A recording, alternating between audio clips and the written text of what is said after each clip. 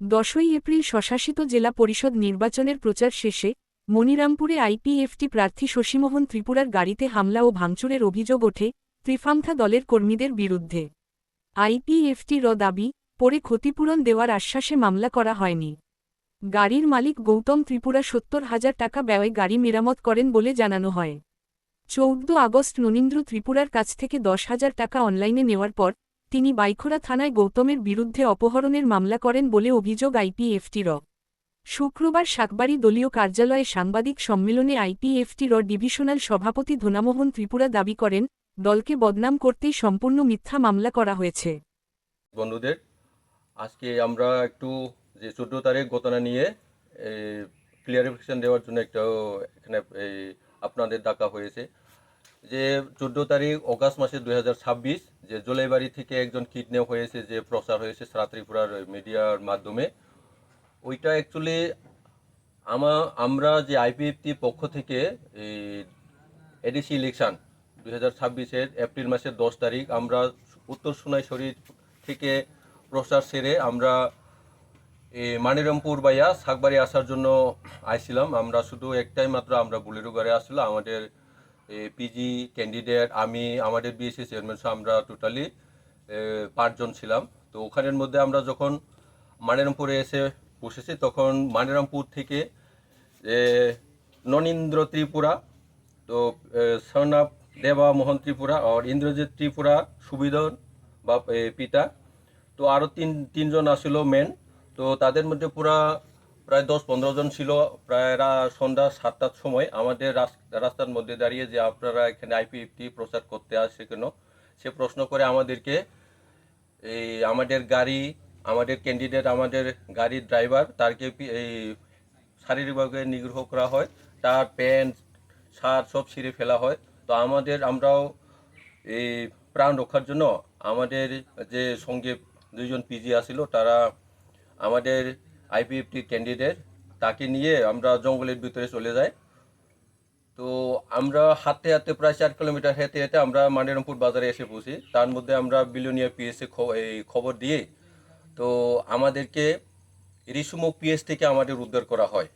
তো গাড়ি বোলেরোর গাড়ির হেডলাইট দুইটাই ভাঙে শেষ করে দেওয়া হয়েছিল। বান্ডারের উপরে লাকড়ি দিয়া পিটা দেওয়া হয়েছিল তারা, যে এখানে এই মুঠা ছাড়া কেউ প্রচার করতে পারবে না, এই কথা বলে আমাদেরকে হেনস্থা করা হয়।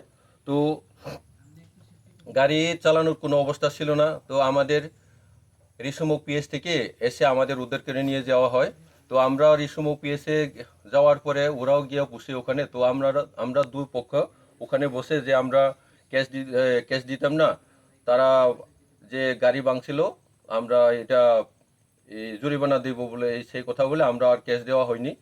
তো ওখানে আমরাও রাত্রে প্রায় 12-1টা বাজে আমরা একসঙ্গে তারাও গেছিলো তারার জায়গা, আমরা জায়গা আমরা এসকর্ট করি। আমরা এই রিসুমুখ পিএস থেকে আমাদের রতনপুর পর্যন্ত আনে দেওয়া হয়। তো এপ্রিল মাসের 10 তারিখ থেকে আজকে অগাস্ট মাসের 14 তারিখ, প্রায় 5 মাস মতো হয়ে গেছে, আমাদের সঙ্গে কোনো যোগাযোগ নাই। তো আমরাও তো আইপিএফটি পক্ষ থেকে কোনো আমাদের টাকা পয়সা কম ছিল, তো গাড়ির মালিকের আমরা টাকা দিতে পারিনি। তো ওরা গাড়ি মেরামত করতে 70,000 টাকা মতো লাগছিল, তো আমরাও রিফান্ড করতে পারিনি। তার জন্য মালিক 14 তারিখে জুলাইবাড়ি যে ননীন্দ্র ত্রিপুরাকে জুলাইবাড়িতে দেখার পরে ওনাকে যে ধরে আনা হয় যে আমাদের টাকা দেওয়ার জন্য, মানে গাড়ি যে ভাঙছিল ওই টাকাটা দেওয়ার জন্য ধরে নিয়ে আইছিল যে শাকবাড়িতে। তো ওইটা তারা এই ননীন্দ্র ত্রিপুরা বলছিল আমারটা আমি দিয়ে যাবো বলে সে নিজে 10,000 টাকা এই অনলাইন মাধ্যমে ট্রান্সফার করে যাওয়ার পরে থানাতে গিয়ে কেস দেওয়া হয় যে আমাকে কিডন্যাপ করা হয়েছে। মানে শাকবাড়ি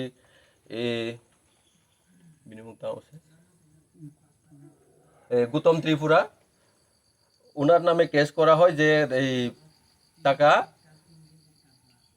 জোর করে ছিনিয়ে নেওয়া হয়েছে এই কথা বলে থানাতে কিডন্যাপিংয়ের জন্য কেস দেওয়া হয়।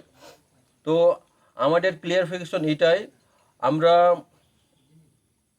আইপিএফটি থেকে বলা হয় আমরা সত্যি আমরা শান্তি চাই, আমরা তার জন্য কেস দিইনি। ওই সময় কেস না দেওয়ার কারণে তারা 5 মাস কোনো যোগাযোগও করেনি, মানে গাড়ি ভাঙছে কিতা হয়েছে না হয়েছে যোগাযোগও করেনি।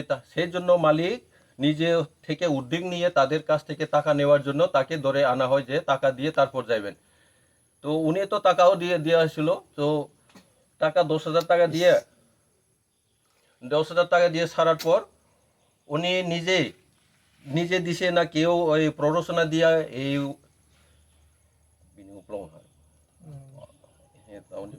এই গৌতম ত্রিপুরার নামে বাইখরা থানাতে কেস করা হয়।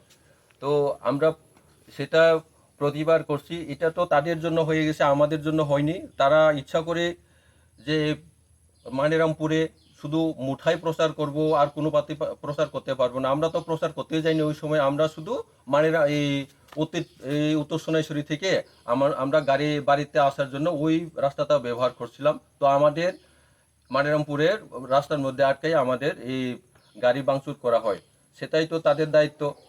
এই টাকা দেওয়া না দেওয়া বা আমাদের সঙ্গে বসে কথা বলা সেটা প্রয়োজন বোধ মনে করেনি। তার জন্য তাকে এই 14 তারিখ জুলাইবাড়ি যখন পাইছে এই ধরে নিয়ে সাগরেতে আনা হয় এই পর্যন্ত। তো এখানে